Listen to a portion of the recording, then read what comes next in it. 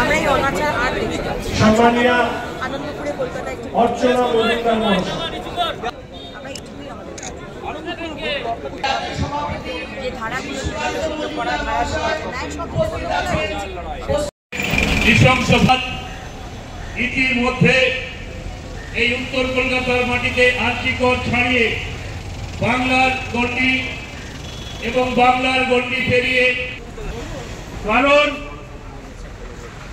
আপনারা সবাই জানেন এই প্রবাদ, কান টানলেই মাথা আসবে। ধরে আনা হয় অটোমেটিক, সে তার মাথার ওপর তাদের হাত তার মাথার ওপর, তাদের প্রশ্ন এসে দোষীদের না ধরে প্রতিনিয়ত তদন্তের নামে যে ষড়যন্ত্র চলছে তার বিরুদ্ধে প্রতিবাদ জানিয়ে বাংলার ভারতীয় জনতা পার্টি সিবিআই তদন্ত করছে। আমরা সিবিআই এর প্রতি আমাদের সম্পূর্ণভাবে আস্থা আছে এবং দোষীরা অবশ্যই তার শাস্তি পাবে। আর আমাদের তিনি রাস্তায় নেমে হয়তো এরকম একটা ঘটনার প্রতিবাদ করতেন, আজকে তিনি প্রতিবাদ করছেন শুধু মানুষকে দেখানোর জন্য। তিনি আজকে যেভাবে তার দায়িত্ব এড়িয়ে তিনি বলছেন যে এখানে অপরাধমূলক কাজ করার জন্য সাহায্য করে চলেছে। ফলে কোন অপরাধী কখনো তারা মনে করে না যতই অপরাধ তার বিচার হবে না। তৃণমূল কংগ্রেসের যে সরকার অর্থাৎ অপরাধীদের পুরোপুরি ভাবে, তাই এখানে দুষ্কৃতকারীরা মনে করেন আমাদের এই রাজ্যে আমরা দুষ্কৃত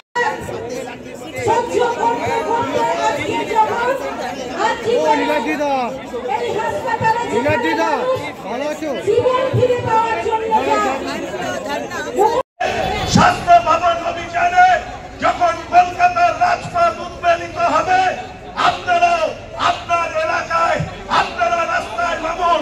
যে গ্রাম এবং শহর মন্ত্রীরা আছেন যারা মায়েদেরকে কদর্য ভাষায় আক্রমণের সরকারের বিরুদ্ধে প্রতিবাদ জানিয়ে আমরা এই বার্তা দিতে চাই যে আপনারা এইবার আপনাদের অনুদান ফিরিয়ে দিন।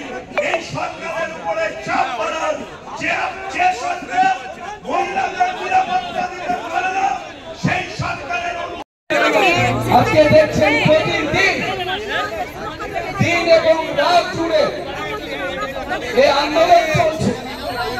মানুষ রাস্তায় নামছেন, মায়েরা রাস্তায় নামছেন। আপনাদের কাছে আমাদের আবেদন,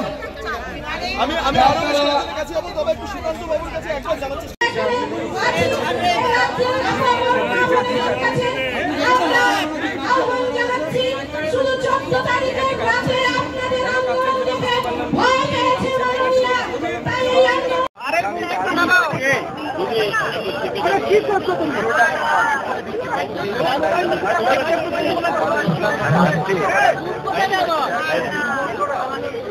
গতকাল হাইকোর্টে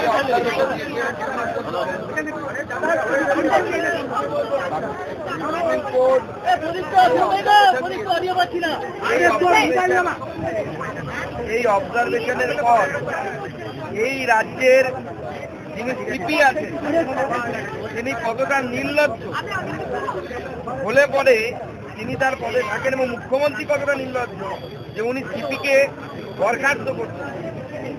কোর্ট আর্জি করে কেন্দ্রীয় বাহিনীকে দিয়েছে এবং এই আদেশ প্রমাণ করছে যে রাজ্য প্রশাসনের উপর কোর্টের ভারতবর্ষের সর্বোচ্চ ন্যায়ালয়ের 1% বিশ্বাস। এরপরেও নির্লজ্জের মতো আমাদের মাননীয় মুখ্যমন্ত্রী তিনি তার পদে বসে আছেন এবং তাই তিনি তার আমাদের সিপিকে বলে নিয়ে ঘুরে বেড়াচ্ছে। যে প্রশ্নগুলো কালকে সুপ্রিম কোর্ট করেছে সেই প্রশ্নগুলো তো উত্তর দিতে হবে। কে উঠছে? তৃণমূল কংগ্রেসের পক্ষ থেকে আমরা কাউকে পাচ্ছি না, কারণ কেউ উত্তর দিচ্ছে না। ঠিক এই প্রশ্নগুলোই আমরা গত পরশু আমি প্রেস কনফারেন্স করে বিজেপি তরফ থেকে করেছি। কেন এই প্রশ্নগুলোর উত্তর আমরা পাই?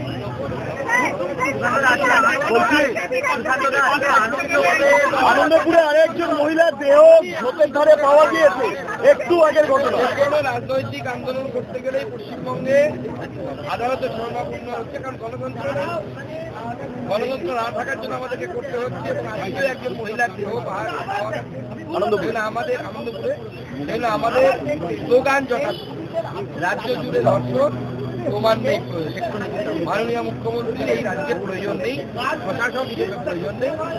উনি যত তাড়াতাড়ি সম্ভব উনি ছাড়ুন, বাংলার মানুষকে রেহাই দিন, বাংলার মানুষের উপর কয়েকজন আরজিকর মেডিকেল কলেজের ইন্টার্ন যাদের অ্যাকাউন্ট SBI আছে, সেই SBI অ্যাকাউন্টে তাদের 40,000 টাকা করে মাইনে মাস করবো।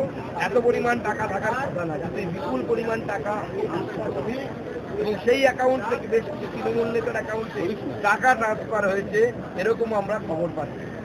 তদন্ত হওয়া উচিত, পুলিশেরও এই বিষয়টি দেখা উচিত। আরজিকরের মতো ঘটনা ঘটলো, তারপরে শিক্ষা নেই, আনন্দপুরের মতো ঘটনা ঘটছে, মানে তাহলে থামবেটা কোথায়? প্রশাসন সম্পূর্ণরূপে কোলাপস করে গেছে। যখন সিপি নিজে বলছে 7,000 লোক এসে গেছে আমরা জানতে পারিনি, তো অ্যাকসেপ্টেন্স যখন কলকাতা পুলিশ নিজে বলছে আর্মিতে আমরা সুরক্ষা দিতে পারবো না, আমরা পুলিশ ভোট দিতে পারবো না, তার মানে কি আপনারা স্বীকার করে দিচ্ছে, পশ্চিমবঙ্গ সরকার স্বীকার করে দিচ্ছে যে law and order out of our control, আমাদের কন্ট্রোলের বাইরে চলে গেছে এবং ল অ্যান্ড অর্ডার আমরা মেনটেন করতে পারছি না। আপনারা দায়িত্ব ছেড়ে দিন। আমার বক্তব্য যে আপনারা দায়িত্ব ছেড়ে দিন, কেন্দ্র সরকারকে বলুন দায়িত্ব নেওয়ার জন্য কেন্দ্র